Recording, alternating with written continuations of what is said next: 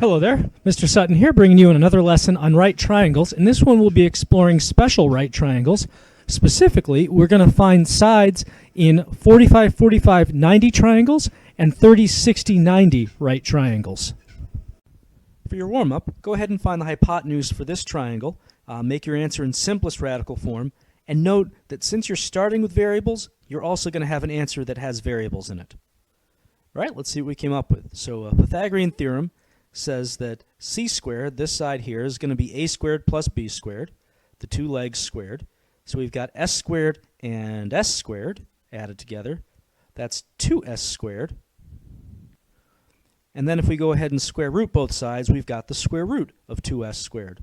Now we want simplest radical form, and this isn't as simple as it can get. We have a perfect square inside here, so we can square root the s squared and bring it out as an s. And now we have a third side of s radical 2 up here. Now, follow-up question, what are the angles in this triangle? Give it some thought. All right, so this is a right triangle. We've already used up 90 degrees here. These two sides are the same. That means that the angles across from them are also going to be the same.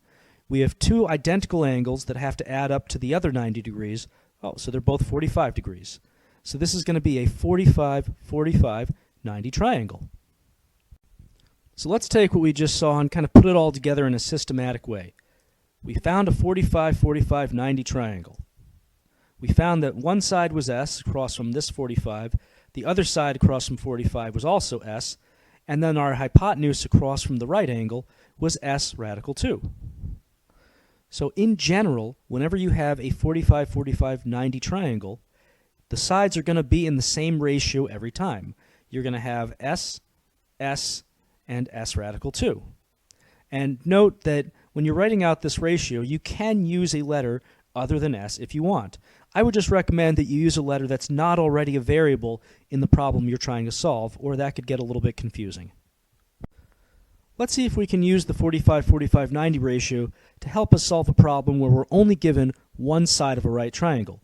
Now, normally you might remember you need two sides to use the Pythagorean theorem, but this ratio will let us do everything with just one. So first thing we need to do is first decide if the triangle even is a 45-45-90 triangle. So over here we've got 90, we've got 45. Well, that means there's 45 left over here. 180 rule for triangle angles, right? Now, if it is a 45-45-90, go ahead and write the ratio. So that would be s, s, and s radical 2. And then once you've done that, label each side of your triangle with one of those s expressions based on the angle that that side is opposite from. So the 45 sides, those are both going to be s's. So s over here and s over here on the other 45 side. And the right angle side here, the hypotenuse, that's going to be s radical 2. Now, since we've labeled each of these three sides with an expression that has just an s in it, as you might imagine, if you can figure out what s is, that would unlock all three sides for you. To figure out what s is, we have to figure out which side has a constant. We're going to solve for s by setting whichever expression is next to the constant equal to the constant side. So the only constant they gave us here was this 8, so we can say that s equals 8.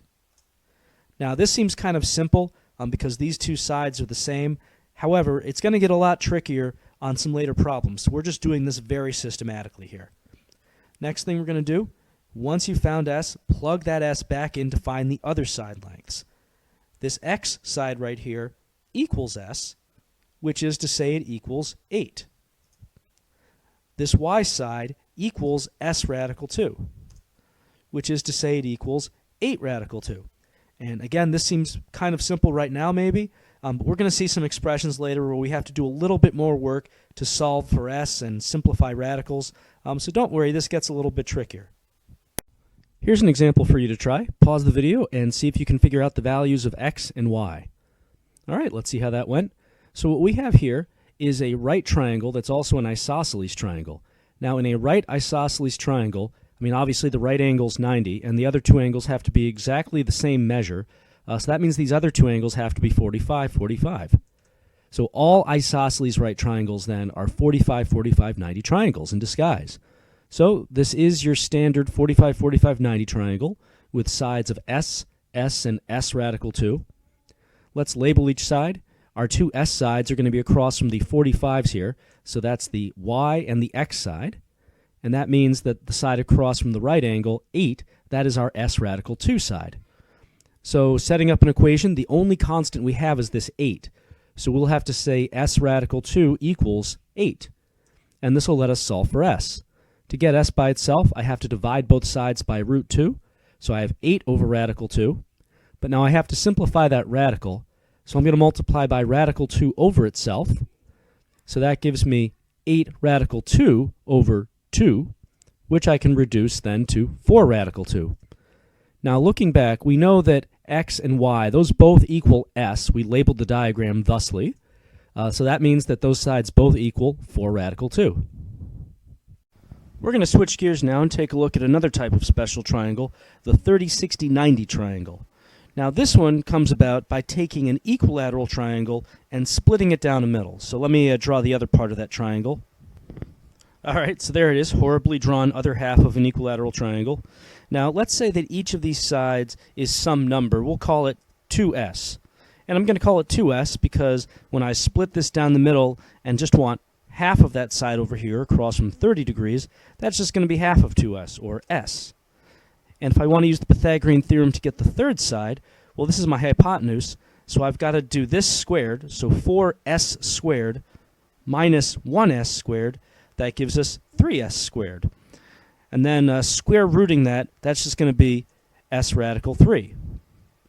All right, so to recap, 30, 60, 90, the ratio of sides across from them, we've got an s across from 30, s root 3 across from 60, and then 2s across from 90 degrees.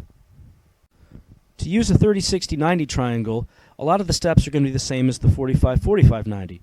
First, we have to identify that we have a 30, 60, 90 triangle. So over here we've got 30 degrees, 90 degrees, so 60 degrees.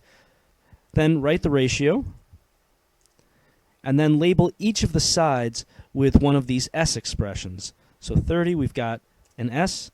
Across from 60, we've got s root 3. And 2s goes across from 90. Again, just like with the 45, 45, 90, whatever s expression is next to the constant side, we're going to set that equal to the constant side so we can solve for s. Now in this case, it's really easy because the s side happens to be 10. So we know that s is 10.